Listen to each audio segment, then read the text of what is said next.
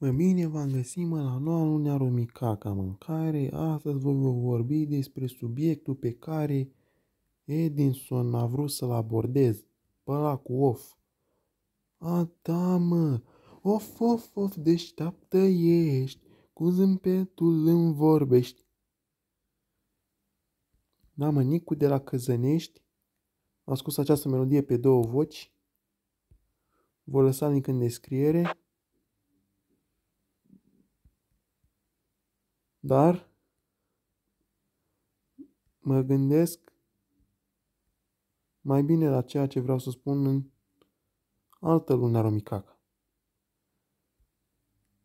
În seria mea, care este, așa, cu scopul de a mai discuta despre un subiect, două, altele,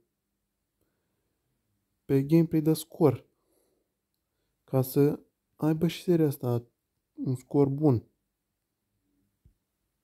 să iasă cu fața curată. Dar am spus că între 10 și 12 voi posta această serie, mă voi ține de cuvânt.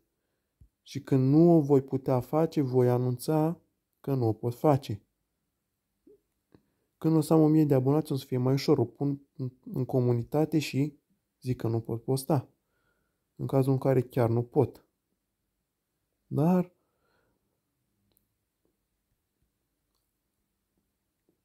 ce subiect avem astăzi?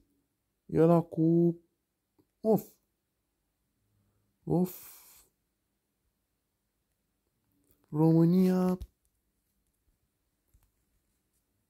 Of Superliga. Of Florentino Perez. Mamă, mamă. Deci cele 12 cluburi, Juventus, nu? Nu, Manchester City, Real Madrid, Tottenham, Manchester United, Liverpool,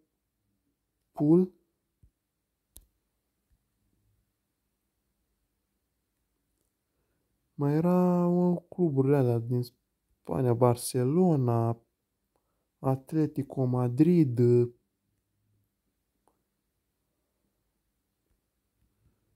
Valencia nu prea cred. Da, fotbalul e un business, mă fraților. Of, of, of. Acest experiment numit Superliga, creat de Florentino Perez, președintele Realului și al Comisiei UEFA, nu? Nu-i Ceferin, președintele Superligii.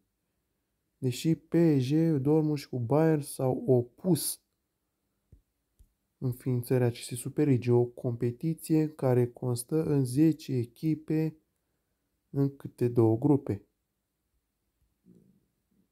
în care 3 se califică pentru sferturile de finală și locurile 4 și 5 din ambele grupe vor juca un play-off pentru sferturi.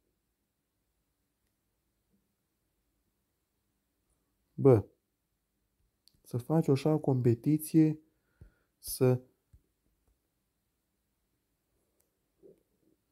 să-ți iei adio așa de la Champions League, să nu mai vezi pe Barcelona, pe Real, pe Atletico.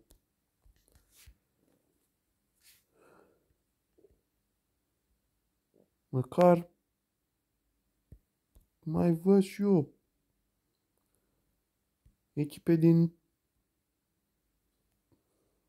țări mai puțin dezvoltate, evident, decât Spania.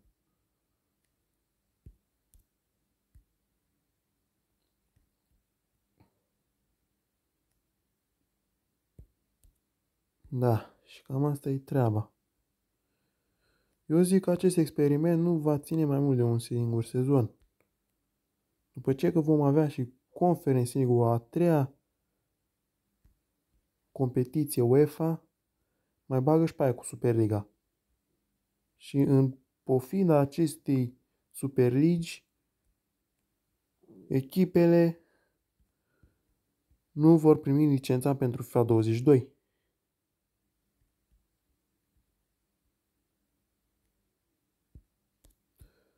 Și asta stârnește un scandal de proporții și că mie nu-mi pasă când vine vorba de FIFA, că m-am lăsat.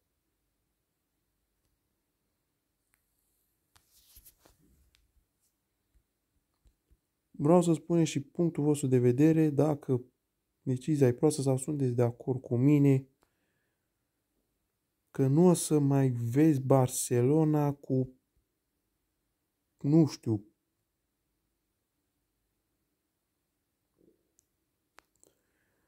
nu, Sevilla în Champions League. Mamă, ce prost -s. După ce că se mai duelează în campionat, mai am pretenții să le văd și în Champions League, nu?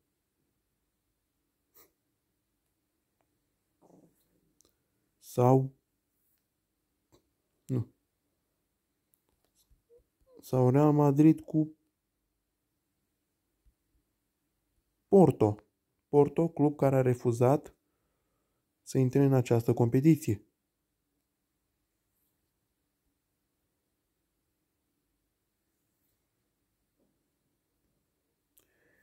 Dacă nu sunt prea bine informat, deși nu sunt, puteți să veniți voi cu alte informații în comentarii. La revedere!